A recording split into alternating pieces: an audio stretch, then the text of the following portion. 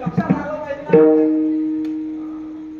त्या थ्रेडिंग काय बाबा काय सांगा तुम्हाला आहे काय सांगण्यासारखं. बरं महाराज पुढचं ज्या स्त्रीचे कान कसे आहे लांब आहे.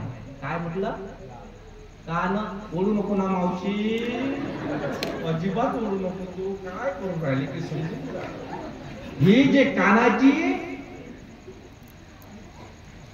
ही जी काय म्हणतात त्याला पदर शास्त्रामध्ये पदर नाव आहे त्याला.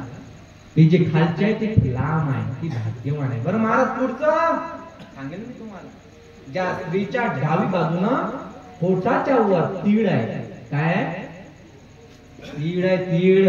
तिळाचं खूप असाधारण महत्व. मी ओरिजिनल सरोदी कोण आहे ओरिजिनल आय एम सरोदी. मग आम्हाला ते पटे नाही जरासं मग सरोदे केलं. बरं लक्षात घ्या मुद्दा म्हणून हा मुद्दा मांडत असतो. आपली जात कधी सोडली नाही पाहिजे किती काही झालं तरी. नाही हो जुनं ते सोनं असते लक्षात आलं तुमच्या. मग महाराज पुढचं हो ज्या स्त्रीचे जुने लोक सोयरी करायला जायचे बाबा हात पाहत होते. हात शिराबुवा हात पाय पहा की नाही.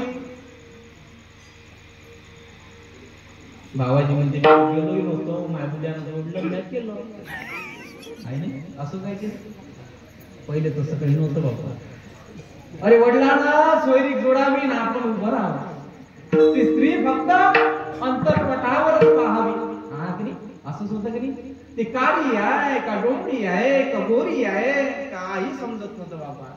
आता काळ बदलला संस्कृती बदलली विचार आचार विचार सगळे बदलले. आदर भाव राहिला नाही. काय सांगावं तुम्हाला. आपण हात पाहायचे लोक हात पाहत होते पाहत होते ना. मग या हातामध्ये काय आहे घ्या उजवा हात तुमचा घेतला पाच जा हाताकडे पाहिला सांगतो हातात काय आहे तुमच्या. हातात सौम्य तीर्थ आहे प्रागवत्य तीर्थ आहे ब्राह्म्य तीर्थ आहे पितृ तीर्थ आहे आणि देव तीर्थ आहे. पाच तीर्थाचा समन्वय म्हणजे तुमचा हात आहे बाबा. मग कुठं काय आहे ती म्हणे प्रयागला जायची गरज आहे का. मी म्हणत नाही तुमच्याच हातात सगळं काही आहे. फक्त तुम्हाला एक चिंतन करावं लागते नामाची साथ घ्यावी लागते. एक नाम घेतलं तुम्ही जवळ हाताकडे पाहिलं एक चित्त करावं लागते. फक्त आईचं बैसोनी करा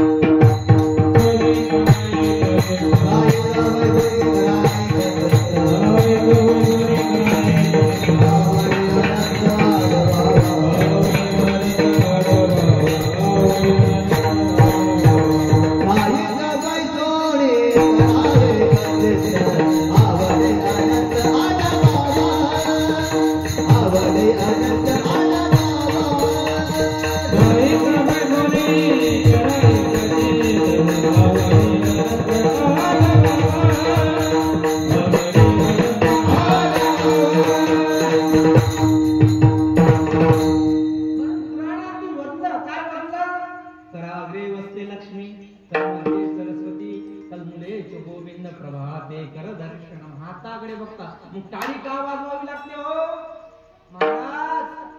डॉक्टरकडे गेलो तुम्ही एकदा. चांगल्या लोकांची संगती असावी. संगत विद्वानों की करनी चाहिए. जो लोगों की संगत करने से दुष्कर्म भी होता है दुष्पाप भी हो जाता है. म्हणतो चाणक्य असं म्हणतो. मग हातामध्ये पालन टाळी वाजवली काय होते काय होते. या हातामध्ये याको प्रेशर आहे. जशी जशी तुम्ही टाळी वाजवा तरी मावशी झोपली काय आता नको वाजू फक्त आई टाळी वाजवली रे वाजवली. हृदय रोगाचा झटका तुम्हाला येत नाही. एवढा फायदा याच्यात आहे किती अटॅक होत नाही. म्हणून वारकरी संतांनी आधी सांगितलं अरे